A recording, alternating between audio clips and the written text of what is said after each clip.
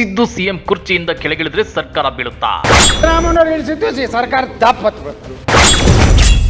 ಯತ್ನಾಳ್ ಹೊಸ ಬಾಂಬ್, ಸಿಎಂ ಸಿದ್ದು ನಗಾಡಿದ್ದಕ್ಕೆ.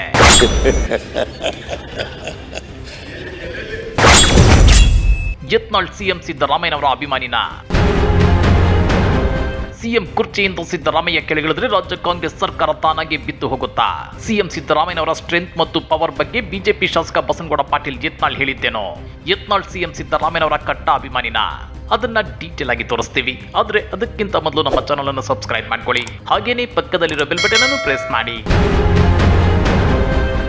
ವಿಧಾನಸಭಾ ಬಜೆಟ್ ಅಧಿವೇಶನದ ಕಾರ್ಯಕಲಾಪಗಳಲ್ಲಿ ಸಿದ್ದರಾಮಯ್ಯ ಮಾತನಾಡುವಾಗ ಬಿಜೆಪಿ ನಾಯಕ ಬಸನಗೌಡ ಪಾಟೀಲ್ ಯತ್ನಾಳ್ ಪದೇ ಪದೇ ಮಾತನಾಡಿದ್ದಾರೆ.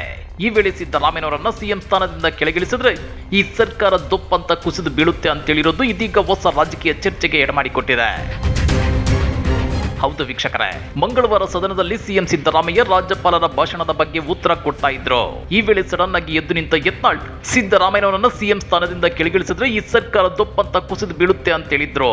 ಇದಕ್ಕೆ ಗಹಗಹಿಸಿ ನಕ್ಕ ಸಿಎಂ ಸಿದ್ದರಾಮಯ್ಯ, ನನ್ನ ಬಗ್ಗೆ ಯತ್ನಾಳ್ ಯಾವಾಗಲೂ ಒಳ್ಳೆಯ ಮಾತುಗಳನ್ನಾಡ್ತಾರೆ, ಅದಕ್ಕಾಗಿ ಧನ್ಯವಾದಗಳನ್ನು ಸಲ್ಲಿಸುತ್ತೇನೆ ಅಂತ ಹೇಳಿದ್ದಾರೆ.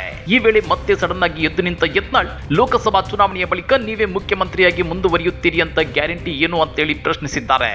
ಈ ವೇಳೆ ನಕ್ಕ ಸಿಎಂ ಸಿದ್ದರಾಮಯ್ಯ ಮಾತನ್ನ ಮುಂದುವರಿಸಿದ್ರು. ರಾಮನವರು ಇಳಿಸಿದ್ದು ಸರ್ಕಾರ ದಪ್ಪತ್ತು.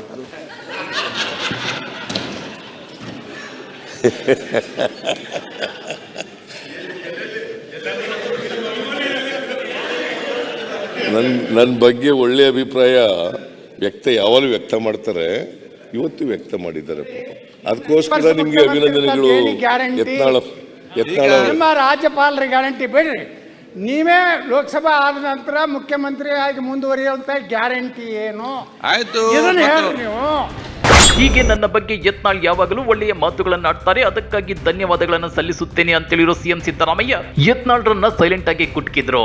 ಈ ನಡುವೆ ಮತ್ತೆ ಎದ್ದು ನಿಂತ ಯತ್ನಾಳ್, ಲೋಕಸಭಾ ಚುನಾವಣೆ ಆದ್ಮೇಲೆ ನೀವೇ ಮುಖ್ಯಮಂತ್ರಿಯಾಗಿ ಮುಂದುವರಿಯುತ್ತಾರಾ ಅಂತೇಳಿ ಮತ್ತೆ ಪ್ರಶ್ನೆ ಕೇಳಿದ್ರು. ಇದಕ್ಕೆ ಸಿಎಂ ಸಿದ್ದರಾಮಯ್ಯ, ಯತ್ನಾಳ್ ಅವರೇ, ನೀವು ಸಿಎಂ ಆಗ್ಬೇಕು ಅನ್ನೋ ಆಸೆ ಇಟ್ಕೊಂಡಿದ್ದೀರಲ್ವಾ ಅಂತೇಳಿ ಮರು ಪ್ರಶ್ನೆ ಹಾಕಿದ್ರು. ಆಗ ಯತ್ನಾಳ್, ಅಡ್ಜಸ್ಟ್ಮೆಂಟ್ ಗಿರಾಕಿಗಳು ಇರೋವರೆಗೂ ನಾನು ಸಿಎಂ ಆಗಲ್ಲ ಅಂತೇಳಿ ತಿರುಗೇಟನ್ನ ಕೊಟ್ಟಿದ್ದಾರೆ. ಒಂದು ವೇಳೆ ನೀವು ಚೀಫ್ ಮಿನಿಸ್ಟರ್ ಆಗಬೇಕು ಅಂತ ಆಸೆ ಇಟ್ಕೊಂಡ್ರವ್ರು, ನೀವು ಏನು ಅಡ್ಜಸ್ಟ್ಮೆಂಟ್ ಗಿರಾಕಿ ಇರುತ್ತ, ನಾ ಏನೋ ಆಗೋದ್ರ ಗೊತ್ತಾಗಿತ್ತು. ನಿಮ್ಗೆ ಯಾರ್ಯಾರು ಹೊಂದಾಣಿಕೆ, ಈಗ ನೀವು ಹೊಂದಾಣಿಕೆ ಆಗವ್ರು ಅಂತೀವಿ, ಯಾರು ಅಂತ ಸ್ವಲ್ಪ ಪಾಯಿಂಟ್ ಔಟ್ ಮಾಡು. ಯಾರು ಹೊಂದಾಣಿಕೆ ಆಗವ್ರು ಅಂತ? ಯಾರ್ರಿ ಹೊಂದಾಣಿಕೆ ಆಗಿರೋರು? ಏನ್ರಿ ನಿಮ್ ಕಡೆ ಅವ್ರು? ಯಾರ್ರಿ ನೀವೇ? ಯಾರ್ರಿ ಹೇಳ್ರಿ? ಅಲ್ಲ, ಹೊಂದಾಣಿಕೆ ಆಗಿದೆ ಅಂತ ಹೇಳಿದ್ರಿ, ಅವ್ರು ಯಾರ್ಯಾರು ಅಂತ ಹೇಳಿಯಪ್ಪ. ನಾವು ಇಡೀ ಡನಾಡಂಗರ ಸಾರ್ವಜನಿಕವಾಗಿನೇ ಹೇಳಿದ್ದೇವೆ. ಅವ್ರು ಯಾರ್ಯಾರು ನಿಮ್ಮ ಪಾರ್ಟಿನಲ್ಲಿ? ಯಾರ್ಯಾರು ಬ್ಲ್ಯಾಕ್ ಶೀಪ್ಗಳು ಯಾರ್ಯಾರು?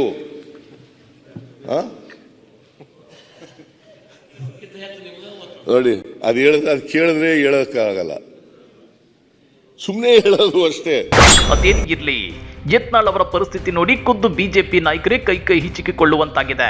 ಇತ್ತ ಯತ್ನಾಳ್ ಬಿಜೆಪಿ ನಾಯಕರನ್ನ ಅಡ್ಜಸ್ಟ್ಮೆಂಟ್ ಗಿರಾಕಿಗಳು ಅಂತೇಳಿ ಬಹಿರಂಗವಾಗಿ ಹೇಳೋವಂಗೂ ಇಲ್ಲ, ಬಿಡೋವಂಗೂ ಇಲ್ಲ ಅಂತ ಪರಿಸ್ಥಿತಿಯಲ್ಲಿದ್ದಾರೆ. ಹಾಗಾದ್ರೆ ಬಸನಗೌಡ ಪಾಟೀಲ್ ಯತ್ನಾಳ್ ಅವರ ಈ ಮಾತುಗಳ ಬಗ್ಗೆ ನೀವೇನಂತೀರಾ?